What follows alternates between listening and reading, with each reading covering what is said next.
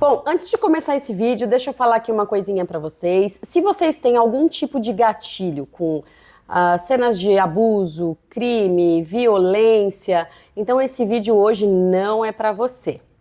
Corre lá no canal, tem vários vídeos legais lá para você maratonar, pois nesse vídeo aqui nós vamos falar sobre um caso que aconteceu em 1998, sobre o maníaco do parque. Se você tem aí mais ou menos a minha idade, você vai lembrar desse crime. Saiu na Prime Video um filme sobre isso, e agora eu acho que na data que eu tô soltando esse vídeo vai sair o documentário. Então eu quis trazer aqui para vocês um pouquinho do que aconteceu ali no filme, o que que é real, o que que não é, o que que é fictício, comparar um pouquinho com a realidade, com um documentário que já existe aí há bastante tempo, o que que aconteceu com ele, como ele está hoje. Então esse vídeo sim, é um pouquinho triste e pesado. Então esse é um vídeo, né, que fala aí de uma história real, então é para você que realmente gosta desse tipo de conteúdo. Então já vai deixando seu like para mim, pois ajuda muito o canal a crescer, e já deixa o seu comentário se você assistiu o filme, se você não assistiu, se vai assistir o documentário. Deixa aí tudo bonitinho pra mim, que isso ajuda muito. Dito isso, bora pro vídeo. Bom, pessoal, eu não sei se vocês se lembram desse caso que ocorreu em que um maníaco abordava mulheres em várias regiões aqui de São Paulo e levava no Parque do Estado, né? O Parque do Estado é um parque que fica ali no Ipiranga, né? Que aí, a nível de curiosidade, foi onde Dom Pedro deu o grito do Ipiranga em 1822.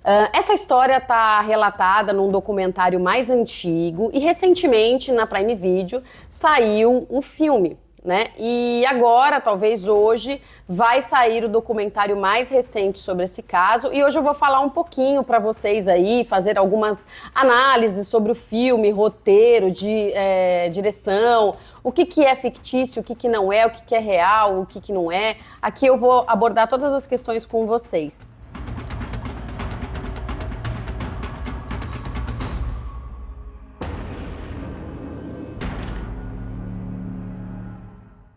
Francisco de Assis, mais conhecido aí como o maníaco do parque, ele é um assassino em série, né? E na época foi um dos casos que mais chocou o Brasil. Francisco tinha 31 anos e ele matou ao menos 7 mulheres e tentou assassinar outras 9. Sim, graças a Deus, pelo menos temos sobreviventes nesse caso para poder contar a história aí hoje. Onde eu quero começar aqui um pouquinho com vocês é sobre a infância desse maníaco, né? A teoria, né, ali sobre a vida dele diz que ele foi molestado na infância por uma tia, né? E aí ele desenvolveu um prazer extra sobre membros sexuais. Depois de adulto também, parece que ele sofreu assédio de um patrão e depois ainda ele se envolveu com uma travesti. Então esses 3 casos, pessoal, fez com que aí ele desenvolvesse essa certa psicopatia. Parece que num desses casos, o membro dele, né, o órgão sexual, foi mordido. E aí ele começou a, sabe assim, a desenvolver um certo medo em tudo que tinha relação com esses membros sexuais, com esses atos sexuais. Então ele acabou despertando aí para essas loucuras, né? Essa fixação por mulheres, essa fixação por atos sexuais. E ele tinha também uma outra fixação que era que ele falava que um dia ele ia ser muito famoso, que não importava, que ele podia até aparecer nos telejornais, mas que ele podia ser famoso, que ele podia até aparecer nos jornais policiais, né? Mas que ele queria ser famoso. Falava-se também, pessoal, que ele tinha uma doença chamada despauronia. O que que é isso? A despauronia é uma dor que se causa durante o ato sexual. Então segura essa informação aí, que lá na frente, quando a gente vier falar em relação ao que ele fazia com as mulheres, isso aí vai entrar um pouquinho. Vai entrar um pouquinho por quê? Porque nesse caso, ele tinha frustrações na hora de ter prazer. Então ele ficava com vergonha, né, na hora de ter prazer com alguma mulher. Bom, devido a essa informação, pessoal, o que que acontecia? Quando ele abordava as vítimas, né, e as levava ao seu cativeiro, ele queria o quê? Ele queria fazer sexo com as vítimas, só que com elas já falecidas. Ele tinha vergonha de ter sexo com elas enquanto elas estavam vivas, justamente porque isso causava um desconforto para ele. Então, o que ele fazia? Ele matava as vítimas e depois ele ia lá e tinha as relações com ela, né? Isso na psiquiatria se chama necrofilia, né, que é o ato de você fazer sexo com uma pessoa que já está morta.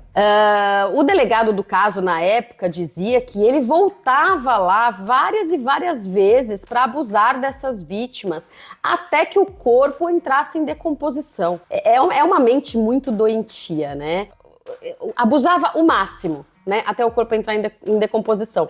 A legista do caso falava que não tinha sido encontrado espermatozoides nas mulheres, né? Eles acreditavam que ele não conseguia chegar ao ato final. Justamente por causa todos os traumas aí de infância, né, que a gente vê até onde vai a mente do ser humano, ele não conseguia chegar à finalização do ato. Por isso a vítima precisava estar morta, né, porque o que ele ia fazer com ela depois ali, aí era problema dele, ninguém ia saber, ele não ia passar desconforto e ia ficar tudo certo. Bom, Francisco era um funcionário muito benquisto pelo seu patrão, ele era motoboy, ele trabalhava numa empresa, né, de entregador e era muito eficiente. Então, assim, sabe aquele funcionário acima de qualquer suspeita? E ele ia pra rua, pessoal, com essa vontade, né, com essa gana que ele tinha, né, de pegar as mulheres.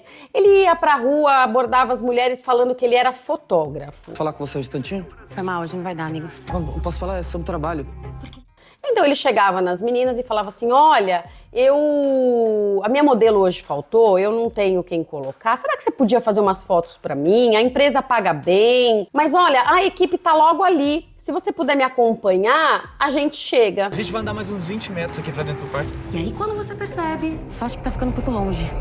E pasmem, pessoal, as mulheres iam, não era uma coisa que ele tava falando assim, vamos ali do outro lado da rua, não, ele abordava às vezes nos metrôs, no Jabaquara, né, dentro do metrô. E o delegado perguntava pra ele, como é que você conseguia abordar essas vítimas? Ele falava assim, doutor, era muito fácil, hoje em dia só você olhar uma mulher com cara triste que você consegue abordá-la. Só você dar uma pesquisada, ver uma mulher mais cabisbaixa, pensativa, era onde eu chegava, era onde ele conseguia as suas presas, né? E aí ele levava as mulheres para o local, chegando lá, não, mas acho que a equipe entrou mais ali na mata, vamos começar a fazer umas fotos. E aí bastava, pessoal, o pouquinho que ele já chegava, né, perto da mata, ele já as tratava com soco, empurrava, já começava aquela coisa de violência mesmo, né? A primeira vítima, ele abordou, e você vê, a primeira vítima ainda falou assim, eu vou ligar pra minha prima, você fala com ela? Ele falou, falo.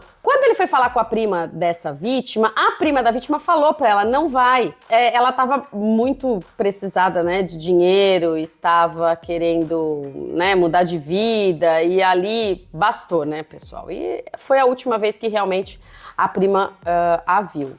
Ela foi com ele lá pro matagal, né, onde ele realmente a violenta fisicamente. Ele tinha também o costume de pegar cadarços, né, do tênis, da bolsa, né, e enforcá-las até sufocar realmente até a morte. E aí sim, depois ele abusava dessas vítimas. Ele não abusava antes, né? Ele abusava depois. Então, isso aí é uma coisa que que fala no filme, né? Que depois essa prima, ela veio, eles vieram descobrir quem era o maníaco no parque, porque essa vítima depois, ela escutou a voz dele, né? Numa entrevista que tinha ali, porque ele era patinador. Depois eu vou falar mais um pouquinho sobre isso para vocês. E isso não é verdade, pessoal. Isso realmente não aconteceu, tá? Não foi ela que identificou ele pela voz, tá? Isso aí, no filme mostra isso, mas não foi o que aconteceu. A verdade é que depois a polícia chegou nele através de um menino que foi ali no matagal. Depois eu vou explicar isso. Então, em relação ao filme, essa parte que a prima dela descobre o maníaco do parque pela voz, isso é mentira, isso é ficção. Bom, os crimes eram muito parecidos, tá? Os psiquiatras forenses, eles falam que o psicopata, ele tem sempre a mesma forma de fazer o crime, né? Ele procura o mesmo biotipo da mulher. Você pode ver que todas as mulheres que ele pegava eram magras, tinham o cabelo, né, daquele jeito. Então ele não muda muito o padrão. Sabe quando tem padrão? O psicopata, ele não gosta muito de mudar o padrão. Quando esses crimes aconteciam, ele fazia questão de deixar as vítimas em posição fetal, né? Isso remete uma coisa aí da infância dele, né? Eu não sou psiquiatra, eu estou apenas falando aí o que os documentários relataram. Então, ele fazia isso com a maioria das mulheres. Tanto que uma mulher foi descartada quando ele foi julgado, porque essa mulher não tinha o biotipo que tinha as outras mulheres, né? Então, ele não foi condenado, não conseguiram provar por essa mulher. Uma característica interessante do psicopata, né, além de todas essas aí, é que ele tem um grande poder de persuasão, né? Isso daí a gente vê não só com o caso do maníaco, mas com casos de psicopatia mais leve. Teve o delegado da época relatou que teve uma mulher que foi, quando ele foi preso, a mulher chegou nele e chegou lá falou, você fez isso, você fez aquilo. Diz que ele se transformou. Ele estava fumando um cigarro, ele parou de fumar o cigarro e escutou a mulher. Gente, a mulher saiu de lá dando um beijo na testa dele. O delegado falando isso, ele falou assim, olha, ninguém me contou não, eu vi, todos os policiais que estavam aqui viram. Depois que a mulher virou as costas, ele voltou com aquela cara de monstro que ele sempre tinha. Então, eles conseguem eles conseguem ser dissimulados, né? E uma outra característica também que eles falam é que os psicopatas, eles têm sempre algum talento. Eles, ou eles são muito inteligentes, ou eles desenham, ou eles cantam, algum talento. E nesse caso, o maníaco do parque tinha sim um talento que era na patinação. Ele era um exímio patinador ali do Parque do Ibirapuera, todo mundo conhecia ele, tanto que o apelido dele era Chico Estrela, porque ele patinava, dava estrelas, né? E isso fazia com que ele se sentisse muito bem, talvez ali suprindo, né, uma necessidade interna dele, né? Ele ser elogiado, as pessoas aplaudirem. Então, nesse caso, e através disso também, a polícia acabou aí chegando no paradeiro dele. Bom, pessoal, outra coisa também, eles não têm vergonha, eles não sentem medo, eles não sentem raiva, eles não sentem nenhum tipo de remorso. Não, nada. Antes de atacar, o coração dele não bate mais forte, a respiração dele não altera. E aí, quando você percebe... Só acho que tá ficando um pouco longe. Então ele não vai parar. Nunca. Eles são muito, muito, muito frios, tá? Tanto que na empresa que ele trabalhava, quando um funcionário o acusou de homossexual, ele partiu para cima desse funcionário, né? Isso mostra ali bem no filme, isso realmente aconteceu, tá? E no final, sabe o que acontece? O patrão fica do lado dele. O patrão manda embora o funcionário que foi agredido, fica com ele, fala, não, nós vamos te ajudar, leva ele para dentro de casa, ele janta. Então, para vocês verem que o poder de fala deles é assim incrível. Você pode falar assim, mas aquelas mulheres, porque elas são muito burras, porque ela isso, porque ela aquilo. Gente, só quem passa sabe, né, em todos os tipos de psicopatia. Né? Só quem passa realmente por ali sabe. No filme, né, tem uma personagem que é a Helena, que é uma repórter. No filme, isso é ficção. Isso não existiu, tá, pessoal? A diretora quis colocar uma mulher de protagonista, até porque o filme fala sobre mulheres. Então a diretora fez o quê? Ela não queria dar o estrelismo para ele. Abre um parênteses para minha opinião, não acho que seja o caso, porque eu acho que quando a gente vê um filme, a gente quer que aquele filme mostre as coisas reais, se é sobre um caso real, né? Então, no caso, não. Ela falou que ela não queria dar o estrelismo para ele, então ela inventou a Helena, que é uma personagem fictícia, que é a que descobre o maníaco do parque vai atrás de tudo. Lembra daquela informação da prima que reconhece pela voz? Então, tudo isso é mentira, tudo isso não aconteceu, tá? Ela só queria dar esse ar aí de protagonismo a uma mulher para não dar para ele. Mas a gente quer que a história seja real, já que é uma história real, né? Trate-se como uma história real. Eu acho que por isso que ali que ela quis fazer o documentário logo depois, né? Foi alvo de algumas críticas. Então, aí agora, dia 1º de novembro, vai estrear aí na Prime Video o documentário. Em 14 de julho de 98, sai o primeiro retrato falado dele na imprensa, no jornal aí, Notícias Populares, como é divulgado no filme. E a saga começa. Ele começa a fugir, ele começa a deixar alguns rastros, né? Cada vítima que ele abordava, ele tinha um objeto, ou um batom, ou uma identidade, e ele escondia isso com ele, né? Para que ele lembrasse de cada vítima. Então foi aí que a polícia começou a investigar, porque no serviço dele, ele jogou isso tudo num vaso sanitário. Quando a polícia chega para investigar, o patrão dele fala: nossa, realmente eu tive um funcionário que foi embora e me deixou uma carta. E deixou algumas coisinhas aqui nesse vaso, porque entupiu e tal. E lá tava a identidade de uma das vítimas. Aí já não tinha mais como, né? Aí já todo mundo já saiu ali o retrato falado, ele já fugiu, ele começou a se livrar de tudo o que ele tinha, né? E ele foi parar na divisa ali com a Argentina, né? Ele fugiu, ele conseguiu fugir, né? No filme mostra que ele até foi parado por um policial ali no ônibus, mas seguiu. Em 4 de agosto de 1998, a polícia entra numa casa e o prende. Pausa aqui. No filme fala que o marido pescador o conheceu, eles foram pescar e na volta o marido foi vender o peixe e deixou ele sozinho com a esposa dentro de casa. No caminho ele vê o retrato falado dele no jornal e aciona a polícia. Chega em casa, ele tá pra estuprar a mulher dele e a polícia chega. Bem, mentira, isso não aconteceu, tá? Ele vai realmente pra lá, quem reconhece ele é a esposa e ela que chama a polícia quando ele chega na casa, ela já tinha ali o retrato falado, e é ela que chama a polícia, tá? No filme também se relata um senhorzinho que entra no mato.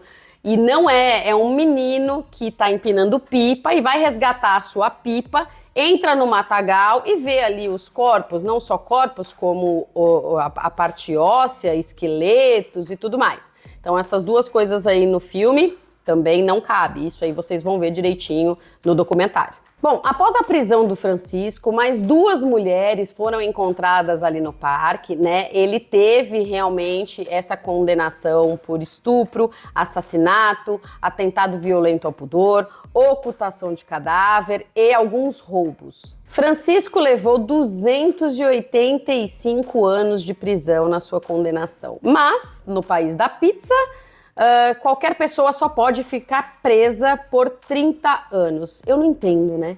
Como que a gente vai... nossa, ele levou 285 anos, não tem nem perpétuo aqui, né? Aí eles falam, não, mas só pode ficar 30. Então pra que dá a pena de 85 anos, Cristo? Então não dê a pena de 85 anos, deixa a pena ali nos 30 anos. Então Francisco poderá ganhar a sua liberdade, pessoal, sabe quando? 2028. É isso aí. Aí eu chego no documentário, né, onde realmente as imagens vão ser mostradas, né? O novo documentário diz que vai trazer o depoimento das vítimas que sobreviveram e da família das vítimas assassinadas. Saí da mata com a força e com a coragem. Eles falaram assim, Francisco é seu filho? Falei, é meu filho. Então, esse documentário sai dia 1º de novembro na Prime Video, né? Eu quero ver porque realmente eu achei o filme muito fraco, né? Eu achei realmente ali um roteiro ruim. Então, eu espero que no documentário eles consigam abranger, né, mais isso e coloque ali pra gente realmente o que é real, né? O que realmente aconteceu. Porque o filme, na minha opinião e na crítica que eu vi aí, não agradou muito, né? Misturou muito ficção com realidade, as pessoas não sabiam o que é ficção, as pessoas não sabiam o que era realidade, então eu acho que não combina muito com o caso real, né? Já faz o documentário logo e tá tudo certo. Inclusive nesse documentário vai ter aí um depoimento da mãezinha dele, né? Falando que ela não abandonou, que ela deixou de ir lá por problemas financeiros, né? E vários especialistas falando que se ele sair, ele vai cometer o crime de novo, ele vai cometer esses atos, porque é incurável, né? A doença dele é incurável, é uma psicopatia que realmente não tem cura e tem casos assim realmente, né? E infelizmente aí a justiça vai soltar e a gente vai ter que se cuidar, porque é um bandido que foi o bandido que mais recebeu cartas na prisão, pessoal. Mas recebeu cartas na prisão. Ele chegou a casar, aí a mulher falou que ele estava tendo uns comportamentos estranhos e pediu divórcio. A vá que ele estava tendo uns comportamentos estranhos e pediu divórcio, minha filha. Então, assim, ele é uma pessoa que as mulheres querem, né? Então, realmente pode aí vir a acontecer mais e mais coisas, né? Vamos esperar a justiça decidir o que vai fazer. A gente tem que orar e pedir para essas mulheres não cheguem perto, porque às vezes estão tão doentes quanto, né? Numa carência, numa falta de alguma coisa que você precisa cobrir, e você chega, você se aproxima perto de um homem desse, né? O que leva uma mulher a querer casar com um presidiário que assassinou e fez tão mal para as mulheres, gente? Ele, sabe, ele fez coisas assim horrendas, coisas que não tem perdão, né? Na realidade, a gente fica pensando no fundo dessas mulheres, nas emoções dessas mulheres, né, realmente. Então, fica aí, né, a nossa indignação e vamos esperar aí cenas do próximo capítulo. Bom, pessoal, o vídeo de hoje é esse. Espero que eu tenha conseguido aí elucidar para vocês um pouquinho e fazer a cronologia certa dos fatos. Eu vou esperar o documentário sair. Assim que o documentário sair, eu assistir, eu venho aqui para comentar com vocês juntinho. Então, comenta aí comigo, deixa aí o seu comentário, fala o que você achou do filme, o que você achou do documentário novo. Deixa seu like, deixa seu comentário e a gente se vê aí no próximo vídeo. Não me abandona, fiquem com Deus, beijos e fui!